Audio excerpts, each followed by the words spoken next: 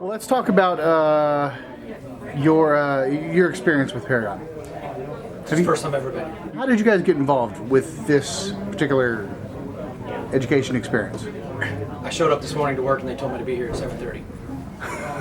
All right, right on. You had no idea? No. What do you think about it so far? No, it's awesome. Yeah? Yeah. I mean, it's some real life stuff, but in a controlled environment. Would you call it like a high pressure situation? Like they're trying to put you in simulate these experiences. Someone that works in the doctor's office or say a private service, they may feel a little pressure, a little anxiety, but to us, this is what we do every day. How do you experience something similar to this almost every day? How does that happen? Is it just because of fires that happen in people's homes, or? Yeah, I mean, you have fires, you have natural disasters. We're also part of a federal urban search and rescue team, so we go across the country, right. working, hurricanes, tornadoes. The Pentagon, we operated at the Pentagon for 10 days.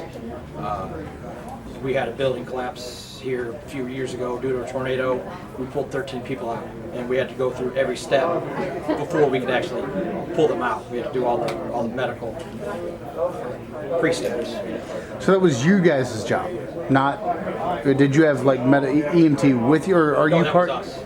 I'm just an EMT basic, but I did have medics working side by side with me, and I was communicating with them, telling them everything we're going to do. They were telling me everything that they were doing, and I'm familiar with crush shock, but I'm not a paramedic. Would you say that the education, what you've learned today, has kind of helped you sort of put that in the right order? Oh, without a doubt. Now I know what they're talking about. When they say we have to do this, this, this, and this, I'll know why, and I can also anticipate it.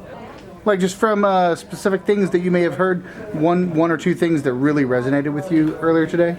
Just they need to get their lines established with their medicine to treat the crush syndrome before we lift the heavy object off of them. Crush. That's something that we normally, that's the old days, we'd just rush in and pull the stones off them or pull the building off them. All right. Well, yeah, it killed them. But now the medics go in and do their thing before we pull the stone. How long have you been with your lieutenant? So Yes, you've obviously I've been with Memphis Fire just under 20 years.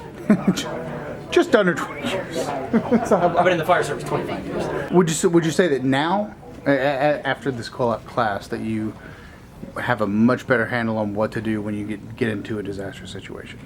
I'll definitely have more faith in my medics.